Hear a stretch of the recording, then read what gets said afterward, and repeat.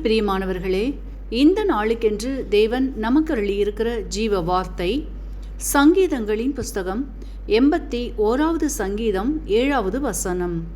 நெருக்கத்திலே நீ கூப்பிட்டாய், நான் உன்னை தப்புவித்தேன். எனக்கு அருமையான சகோதர சகோதரிகளே, இன்றைய நாள் நீங்கள் எடுக்கிற தீர்மானங்கள், முடிவுகள் இவை யாவற்றிலும் கர்த்தர் துணை நின்று ஆசிர்வதிக்கின்ற நாளாய் வாக்கு பண்ணி உள்ளார்.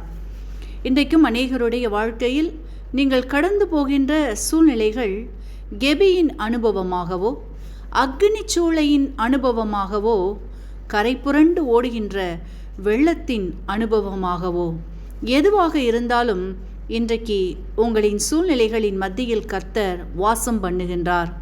சூழ்நிலைகளை கடக்கும்படி பலனை தருகின்றார். தப்பித்துக்கொள்ள வழியையும் போக்கையும் உண்டு பண்ணுகின்றார்.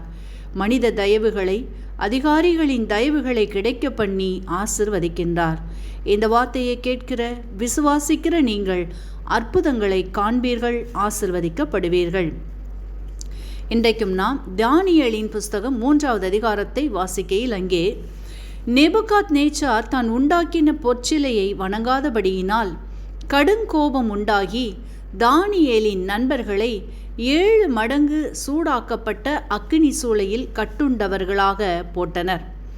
தானியேலின் நண்பர்கள் அந்த இடத்தில் உறுதியான விசுவாசத்துடன் தாங்கள் ஆராதிக்கின்ற தேவன் தங்களை தப்புவிக்க வல்லவராயிருக்கிறார் என்ற உறுதியோடும், தங்களின் தேவன் எப்படிப்பட்டவர் என்பதை தெரிவிக்கும் பொழுது, கர்த்தர் எரிகிற அக்கினி சூளைக்கும் ராஜாவாகிய உம்முடைய கைக்கும் நீங்களாக்கி விடுவிப்பார் என்று கூறுகிறதையும், தேவனும் அவர்களின் விசுவாசத்திற்கு பதில் தரும்படியாய் அக்கினி சூளையின் நடுவில் 4 பேர் விடுதலையாய் அக்கினியின் நடுவில் உலாவுகிறதை அங்கிருக்கும் யாவரும் காணும்படி பதில் செய்து விடுவித்தார் என்பதை வாசித்தருகின்றோம்.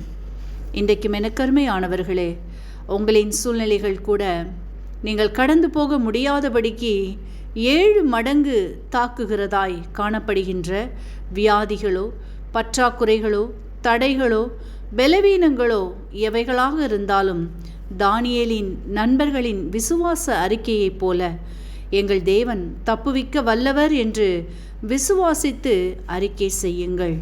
தேவன் உங்கள் பட்சத்தில் இருக்கும் பொழுது மனுஷனால் என்ன செய்ய முடியும்? உலகில் உள்ளவனை காட்டிலும் உங்களில் இருக்கிறவர் பெரியவர் என்பதை அவராலே எதிராயிருக்கிற சேனைக்குள்ளே பாய்ந்து செல்லவும் முடியும், தடைகளாயிருக்கின்ற மதில்களை தாண்டவும் முடியும் என்ற நம்பிக்கையும் உறுதியும் உங்களுக்குள் இருக்குமானால், இன்றைக்கே உங்களின் அற்புதத்தின் நாள், இன்றைக்கே உங்களின் ஆசீர்வாதத்தின் நாள். வார்த்தையை விசுவாசியுங்கள், அற்புதங்களை காண்பீர்கள், ஆசீர்வாதங்களை பெற்றுக்கொள்வீர்கள். நெருக்கத்திலே நீ கூப்பிட்டாய், நான் உன்னை தப்புவித்தேன்.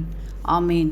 இன்றைக்கும் இந்த வார்த்தைகளை கேட்டுக்கொண்டு இருக்கின்ற உங்களில் யாரேனும் உங்களின் பாவங்களுக்காக மரித்து உயிர்த்தெழுந்த இயேசுவை அறியாமலும் விசுவாசியாமலும் இருப்பீர்களானால், இன்றைக்கு உங்களை ஒப்பு கொடுத்து விசுவாசியுங்கள். உங்களின் பாவங்களும் மன்னிக்கப்பட்டு விடுதலையாகி ஆசிர்வதிக்கப்படுவீர்கள். இந்த வார்த்தைகள் மூலமாக கர்த்தர் இன்று உங்களை ஆசீர்வதிப்பாராக. ஆமேன்.